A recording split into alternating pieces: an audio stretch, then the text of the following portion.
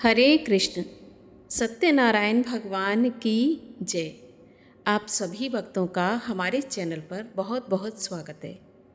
आज है पूर्णिमा और आज के दिन सत्यनारायण भगवान की कथा सुनने से, व्रत रखने से मनुष्य के जीवन के सभी प्रकार के रोग दोष नाश होते हैं। भगवान सत्यनारायण की कृपा प्राप्त होती है और मनुष्य इस लोक के सभी सुख भोग कर अंत में स्वर्ग लोक को प्राप्त होता है। पूर्णिमा के दिन सत्यनारायण का व्रत करने से, कथा सुनने से सभी प्रकार की मनोकामनाएं पूर्ण होती हैं।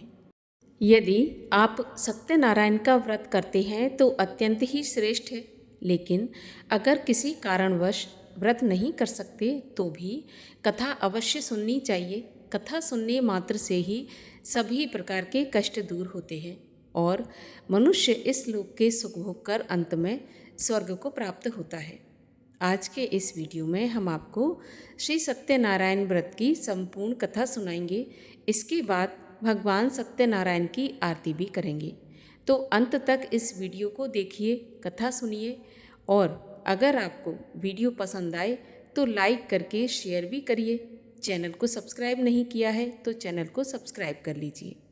तो आइए प्रेम पूर्वक पूर्ण श्रद्धा भाव से समर्पित होकर सुनते हैं श्री सत्यनारायण व्रत की कथा। बोलिए सत्यनारायण भगवान की जय। श्री सत्यनारायण व्रत कथा। प्रथम अध्याय। एक समय नैमिषारण्य तीर्थ में शौनक आदि 88,000 ऋषियों ने श्री सूत जी से पूछा, हे प्रभु, इस कलयुग में वेद विद्या रहित मनुष्यों को प्रभु भक्ति किस प्रकार मिलेगी तथा उनका उद्धार कैसे होगा? इसलिए हे मुनि श्रेष्ठ, कोई ऐसा तप कहिए जिससे थोड़े समय में पुण्य प्राप्त हो और मनवांछित फल मिले। वह कथा सुनने की हमारी इच्छा है। सर्वशास्त्र ज्ञाता श्री सूत जी बोले, हे वैष्णवों में पूज्य, आप सबने सर्व प्राणियों के हित की बात पूछी है। अब मैं उस श्रेष्ठ व्रत को आप लोगों से कहूँगा जिस व्रत को नारद जी ने लक्ष्मी नारायण से पूछा था और श्री लक्ष्मीपति ने मुनि श्रेष्ठ नारद से कहा था। सो ध्यान पूर्वक सुनो। एक समय योगी राज नारद जी दूसरों के हित की इच्छा से अनेक लोकों में घूमते हुए मृत्यु लोक में आ पहुँचे। वहाँ बहुत से योनियों में जन्मे हुए प्रायः सभी मनुष्यों को अपने कर्मों के द्वारा अनेक दुखों से पीड़ित देखकर सोचा कि किस यत्न के करने से निश्चय ही इनके दुखों का नाश हो सकेगा। ऐसा मन में सोचकर विष्णु लोक को गए। वहाँ श्वेत वर्ण और 4 भुजाओं वाले देवों के ईश नारायण को, जिनके हाथों में शंख चक्र गदा और पद्म थे तथा वरमाला पहने हुए थे, देखकर स्तुति करने लगे। हे भगवान, आप अत्यंत शक्ति से संपन्न हैं। मन तथा वाणी भी आपको नहीं पा सकती। आपका आदि मध्य और अंत नहीं है। निर्गुण स्वरूप सृष्टि के कारणभूत और भक्तों के दुखों को नष्ट करने वाले हो। आपको मेरा नमस्कार है। नारद जी से इस प्रकार की स्तुति सुनकर विष्णु भगवान बोले, हे मुनि श्रेष्ठ, आपके मन में क्या है? आपका यहाँ किस काम के लिए आगमन हुआ है? सो निसंकोच कहिए।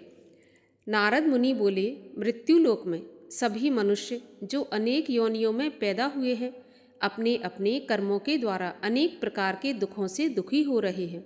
हे नाथ, मुझ पर दया रखते हुए ये बताइए कि उन मनुष्यों के सब दुख थोड़े से ही प्रयत्न से कैसे दूर हो सकते हैं? तब श्री भगवान बोले, नारद, मनुष्यों की भलाई के लिए तुमने बहुत अच्छी बात पूछी है। जिस काम के करने से मनुष्य मोह से छूट जाता है वह मैं तुम्हें बताता हूँ। सुनो, बहुत पुण्य देने वाला, स्वर्ग तथा मनुष्य लोक दोनों में दुर्लभ एक उत्तम व्रत है। आज मैं प्रेमवश होकर तुमसे कहता हूँ। श्री सत्यनारायण का यह व्रत अच्छी तरह विधान पूर्वक करके मनुष्य तुरंत ही यहाँ सुख भोग कर मरने के बाद मोक्ष को प्राप्त होता है। श्री भगवान के वचन सुनकर नारद बोले, उस व्रत का क्या फल है, क्या विधान है और किसने ये व्रत किया और किस दिन यह व्रत करना चाहिए, सो आप मुझे विस्तार से कहिए। भगवान बोले, दुख शोक आदि को दूर करने वाला, धन धान्य को बढ़ाने वाला, सौभाग्य तथा संतान को देने वाला यह व्रत सब स्थानों पर विजय कराने वाला है। भक्ति और श्रद्धा के साथ किसी भी दिन मनुष्य श्री सत्यनारायण की शाम के समय ब्राह्मणों और बंधुओं के साथ धर्म परायण होकर पूजा करे। भक्ति भाव से नैवेद्य केले के फल, घी, दूध और गेहूं का चूर्ण सवाया लेवें। गेहूं के अभाव में साठी का चूर्ण, शक्कर तथा गुड़ लें और सब भक्षण योग्य पदार्थ जमा करके भगवान को अर्पण कर देवें तथा बंधुओं सहित ब्राह्मणों को भोजन करावें। तत्पश्चात स्वयं भोजन करें। नृत्य, गीत आदि का आचरण कर श्री सत्यनारायण भगवान को स्मरण करता हुआ समय व्यतीत करें। इस तरह व्रत करने पर मनुष्यों की इच्छा निश्चय ही पूरी होगी।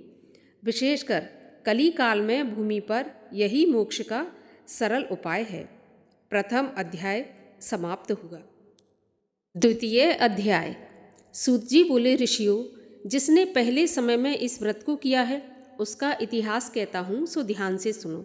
सुंदर काशीपुरी नगरी में एक अति निर्धन ब्राह्मण रहता था। वह भूख प्यास से बेचैन हुआ नित्य ही पृथ्वी पर घूमता था। ब्राह्मणों से प्रेम करने वाले भगवान ने ब्राह्मण को दुखी देखकर बूढ़े ब्राह्मण का रूप धर उसके पास जाकर आदर के साथ पूछा कि हे ब्राह्मण, नित्य दुखी पृथ्वी पर क्यों घूमता है? हे श्रेष्ठ ब्राह्मण, यह सब मुझे बताओ, मैं सुनना चाहता हूँ। तब ब्राह्मण बोला कि मैं बहुत निर्धन ब्राह्मण हूँ, भिक्षा के लिए पृथ्वी पर घूमता हूँ। हे भगवान, यदि आप इसका उपाय जानते हो तो कृपा करके बताइए। बूढ़ा ब्राह्मण बोला कि सत्यनारायण भगवान मनोवांछित फल देने वाले हैं, इसलिए हे ब्राह्मण, तू उनका पूजन कर, जिसके करने से मनुष्य सभी दुखों से मुक्त होता है। ब्राह्मण को व्रत का सारा विधान बताकर बूढ़े ब्राह्मण का रूप धारण करने वाले श्री सत्यनारायण भगवान अंतर्ध्यान हो गए। जिस व्रत को बूढ़े ब्राह्मण ने बताया है मैं उसको करूँगा, ऐसा निश्चय करने पर उसे रात में नींद नहीं आई। वह सवेरे ही उठा, श्री सत्यनारायण भगवान के व्रत का निश्चय कर भिक्षा के लिए चल पड़ा। उस दिन उसको भिक्षा में बहुत सारा धन मिला, जिससे बंधु बांधवों के साथ उसने श्री सत्यनारायण भगवान का व्रत किया। इसके करने से वह ब्राह्मण सभी दुखों से छूटकर अनेक प्रकार की संपत्तियों से युक्त हुआ। उस समय से वह ब्राह्मण हर महीने व्रत करने लगा। इस तरह श्री सत्यनारायण भगवान के व्रत को जो करेगा वह सभी पापों से छूटकर मोक्ष को प्राप्त होगा।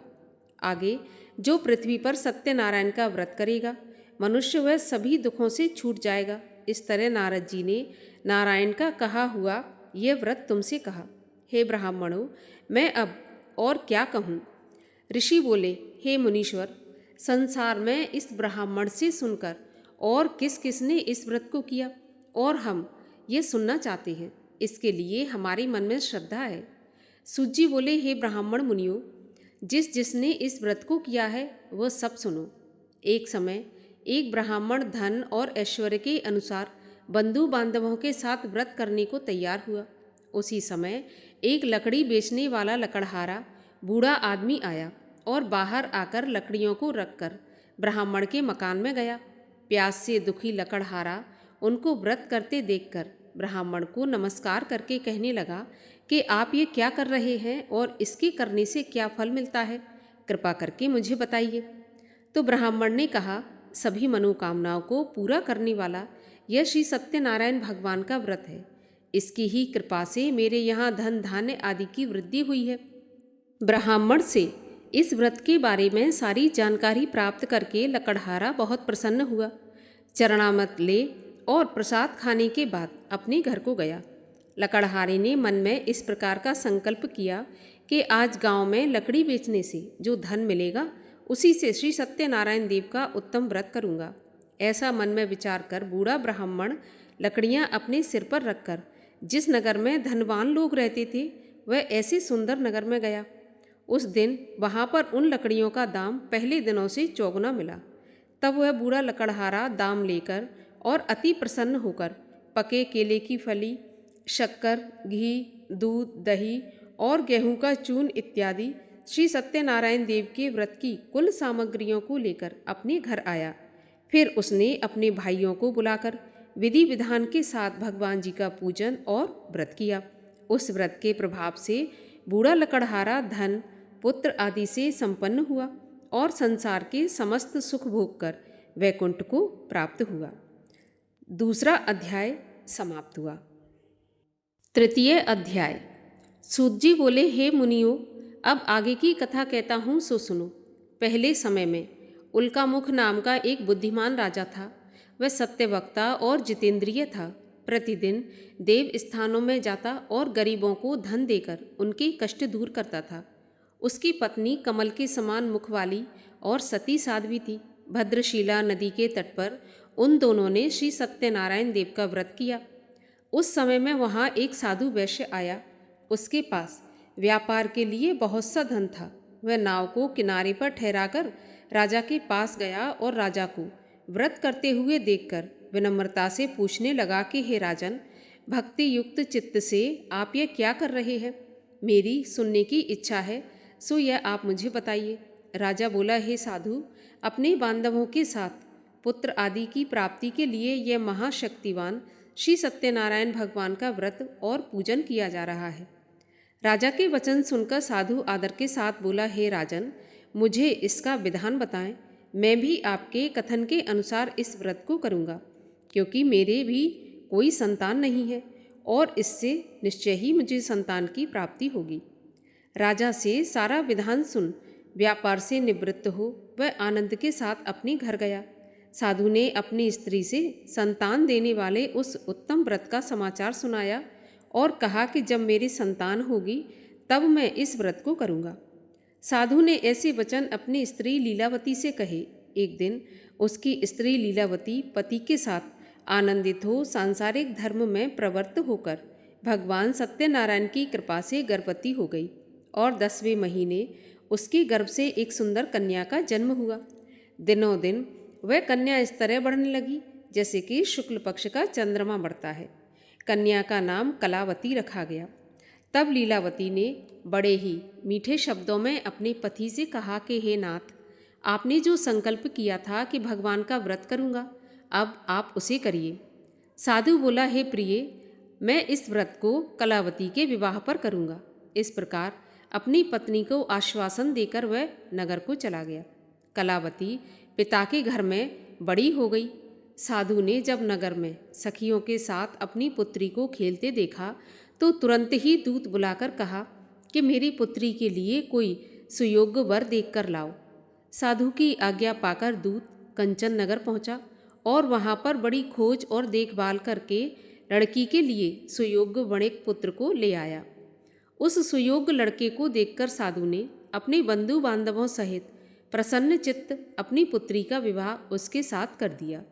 किंतु दुर्भाग्य से विवाह के समय भी वह उस व्रत को करना भूल गया। इससे श्री सत्यनारायण भगवान क्रोधित हो गए और शाप दिया कि तुम्हें दारुण दुख प्राप्त होगा। अपने कार्य में कुशल साधु बनिया अपने दामाद सहित समुद्र के पास स्थित रत्नपुर नगर में गया और वहाँ दोनों ससुर दामाद चंद्रकेतु राजा के उस नगर में व्यापार करने लगे। एक दिन भगवान श्री सत्यनारायण की माया से प्रेरित कोई चोर राजा का धन चुराकर भागा जा रहा था, किंतु अपने पीछे राजा के दूतों को आता देखकर चोर ने घबराकर भागते हुए राजा के धन को वहीं पर चुपचाप रख दिया जहां वे दोनों ससुर जमाई ठहरे हुए थे। जब दूतों ने उस साधु वैश्य के पास राजा के धन को रखा देखा तो वे दोनों को बांधकर ले गए और बड़ी प्रसन्नता से दौड़ते हुए राजा के पास जाकर बोले, महाराज, ये 2 चोर हम पकड़कर लाए हैं। इन्हें देखकर आप आज्ञा दें कि इनके साथ क्या करें। तब राजा की आज्ञा से उनको कठिन कारावास में डाल दिया गया और उनका सारा धन छीन लिया। श्री सत्यनारायण भगवान के श्राप द्वारा उनकी पत्नी भी घर पर बहुत दुखी हुई और घर पर जो कुछ धन रखा था उसे चोर चुरा कर ले गए। शारीरिक और मानसिक पीड़ा तथा भूख प्यास से अति दुखी हो अन्न की चिंता में कलावती एक ब्राह्मण के घर गई। वहाँ उसने श्री सत्यनारायण भगवान का व्रत होते देखा। फिर कथा सुनी और प्रसाद ग्रहण करके रात को घर आई तो माता ने कलावती से पूछा, पुत्री, तुम इतनी देर तक कहाँ थी? कलावती बोली, माँ, मैंने एक ब्राह्मण के घर श्री सत्यनारायण भगवान का व्रत होते देखा है। कन्या के वचन सुनकर लीलावती भगवान के पूजन की तैयारी करने लगी। लीलावती ने परिवार और बंधुओं के सहित श्री सत्यनारायण भगवान का पूजन किया और वह वर मांगा कि मेरे पति और दामाद शीघ्र ही घर आ जाएं। साथ ही प्रार्थना की कि हम सबका अपराध क्षमा करो। श्री सत्यनारायण भगवान इस व्रत से संतुष्ट हो गए और राजा चंद्रकेतु को स्वप्न में दिखाई दिए और कहा, राजन, दोनों वैश्य को प्रातः ही छोड़ देना और उनका सारा धन जो तुमने ग्रहण किया है उन्हें वापस दे देना, नहीं तो तेरा राज्य, धन, पुत्र आदि सब नष्ट कर दूंगा। राजा से ऐसा वचन कहकर भगवान अंतर्ध्यान हो गए। प्रातःकाल राजा चंद्रकेतु ने सभा में अपना स्वप्न सुनाया। फिर दोनों बड़े पुत्रों को कैद से मुक्त करके सभा में बुलाया। दोनों ने आते ही राजा को नमस्कार किया। राजा मीठे वचनों से बोला, हे महानुभावों, भावी वर्ष ऐसा कठिन दुख प्राप्त हुआ है, अब तुम्हें कोई भय नहीं। ऐसा कहकर राजा ने उनको नए नए वस्त्र आभूषण पहनाए और उनका जितना धन लिया था उससे दुगना धन देकर आदर के सहित उनको विदा किया। दोनों वैश्य अपने घर को चल दिए। तृतीय अध्याय समाप्त हुआ। चतुर्थ अध्याय। सूत जी बोले, वैश्य ने मंगलाचार करके यात्रा आरंभ की और अपने नगर को चला। उनके थोड़े दूर निकलने पर दंडी वेशधारी श्री सत्यनारायण देव ने उनसे पूछा, हे साधु, तेरी नाव में क्या है? अभिमानी वणिक हंसता हुआ बोला, दंडी, आप क्यों पूछ रहे हो? क्या धन लेने की इच्छा है? मेरी नाव में तो बेल और पत्ते भरे हैं। वैश्य का कठोर वचन सुनकर भगवान ने कहा, तुम्हारा वचन सत्य हो। दंडी ऐसा कहकर वहाँ से चले गए और कुछ दूर जाकर समुद्र के किनारे बैठ गए। दंडी के जाने पर वैश्य ने नित्य क्रिया करने के बाद नाव को ऊंची उठी देखकर अचंभा किया और नाव में बेल आदि देखकर मूर्छित होकर जमीन पर गिर पड़ा। फिर मूर्छा खुलने पर अत्यंत शोक करने लगा। तब उसका दामाद बोला कि आप शोक न करें, ये दंडी का श्राप है, अतः उनकी शरण में चलना चाहिए, तभी हमारी मनोकामना पूरी होगी। दामाद के वचन सुनकर वह दंडी के पास पहुंचा और अत्यंत भक्ति भाव से नमस्कार करके बोला, मैंने जो आपसे असत्य वचन कहे थे उसको आप क्षमा करें। ऐसा कहकर महान शोकातुर हो रोने लगा। तब दंडी भगवान बोले, हे वणिक पुत्र, मेरी आज्ञा से बार बार तुम्हें दुख प्राप्त हुआ है, तू मेरी पूजा से विमुख हुआ है। साधु बोला, हे भगवान, आपकी माया से मोहित ब्रह्मा आदि भी आपके रूप को नहीं जान पाते, अब मैं अज्ञानी कैसे जान सकता हूँ? आप प्रसन्न होइए, मैं अपनी सामर्थ्य के अनुसार आपकी पूजा अवश्य करूँगा। मेरी रक्षा करो और पहले के समान नौका में धन भर दो। उसके भक्ति युक्त वचन सुनकर भगवान प्रसन्न हो उनकी इच्छा के अनुसार वरदान देकर अंतर्ध्यान हो गए। तब उन्होंने नाव पर आकर देखा कि नाव धन से भरी हुई है। फिर वह भगवान सत्यनारायण का पूजन करके साथियों सहित अपने नगर को चला। जब अपने नगर के निकट पहुंचा तब दूत को घर भेजा। दूत ने घर पहुंचकर उसकी स्त्री को नमस्कार करके कहा कि साधु अपने दामाद सहित इस नगर के पास आ गए हैं। ऐसा वचन सुनकर साधु की स्त्री ने बड़े हर्ष के साथ सत्यदेव का पूजन करके पुत्री से कहा, मैं अपने पति के दर्शन को जाती हूँ, तू पूजा समाप्त करके शीघ्र आना।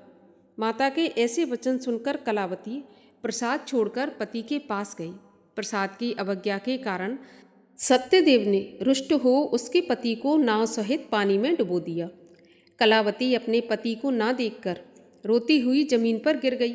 इस तरह नौका को डूबा हुआ और कन्या को रोता देखकर साधु दुखी होकर बोला, प्रभु, मुझसे या मेरे परिवार से जो भूल हुई है उसे क्षमा करो। उसके दीन वचन सुनकर सत्यदेव प्रसन्न हो गए और आकाशवाणी हुई, हे साधु, तेरी कन्या मेरे प्रसाद को छोड़कर आई है, इसलिए इसका पति अदृश्य हुआ है। यदि वह घर जाकर प्रसाद खाकर लौटे तो इसे अपने पति के दर्शन अवश्य मिलेंगे। ऐसी आकाशवाणी सुनकर कलावती ने घर पहुंचकर प्रसाद खाया। फिर उसने आकर पति के दर्शन किए। फिर साधु ने बंधु बांधवों सहित सत्यदेव का विधि पूर्वक पूजन किया। उस दिन से वह प्रत्येक पूर्णिमा को सत्यनारायण का पूजन करने लगा।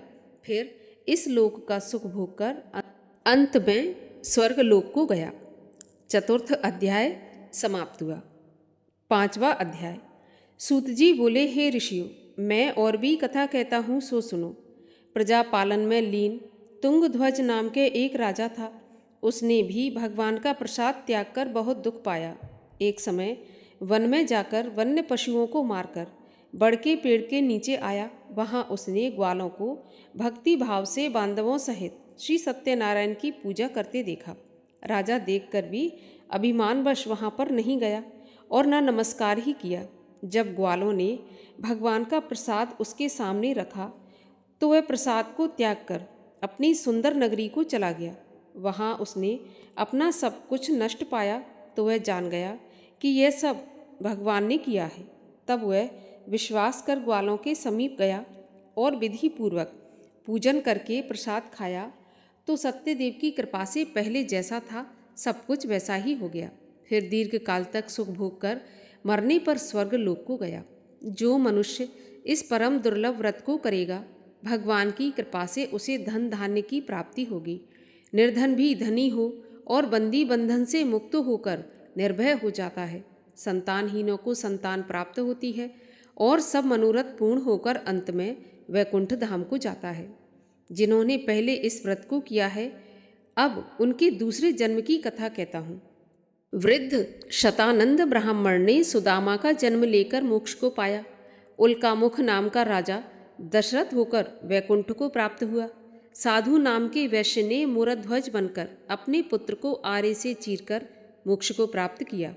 महाराज तुंगध्वज ने स्वयंभू होकर भगवान में भक्ति युक्त हो कर्म करके मोक्ष की प्राप्ति की। पंचम अध्याय समाप्त हुआ। बोलिए सत्यनारायण भगवान की जय। और आइए अब करते हैं सत्यनारायण भगवान की आरती। ओम जय लक्ष्मी रमणा स्वामी जय लक्ष्मी रमणा सत्यनारायण स्वामी जनपातक हरणा। ओम जय लक्ष्मी रमणा रत्न जड़ित सिंहासन अद्भुत छवि राजे नारद करत निरंजन घंटा ध्वनि बाजे। ओम जय लक्ष्मी रमणा प्रकट भये कलि कारण द्विज को दर्श दियो बूढ़ा ब्राह्मण बन कर कंचन महल कियो। ओम जय लक्ष्मी रमणा दुर्बल भील कराल इन पर कृपा करी चंद्रचूड़ एक राजा तिनकी विपत्ति हरी। ओम जय लक्ष्मी रमणा वैश्य मनोरथ पायो श्रद्धा तज दीनी सो फल भोग्यो प्रभु जी फिर स्तुत कीन्ही। ओम जय लक्ष्मी रमणा भक्ति भाव के कारण क्षण क्षण रूप धर्यो श्रद्धा धारण कीनी तिनको काज सर्यो। ओम जय लक्ष्मी रमणा ग्वाल बाल संग राजा वन में भक्ति करी मन वांछित फल दीना दीन दयाल हरि। ओम जय लक्ष्मी रमणा चढ़त प्रसाद सवाया कदली फल मेवा धूप दीप तुलसी से राजी सत्य देवा। ओम जय लक्ष्मी रमणा सत्यनारायण जी की आरती जो कोई जन गावे कहत शिवानंद स्वामी इच्छित फल पावे। ओम जय लक्ष्मी रमणा। बोलिए लक्ष्मी नारायण भगवान की जय।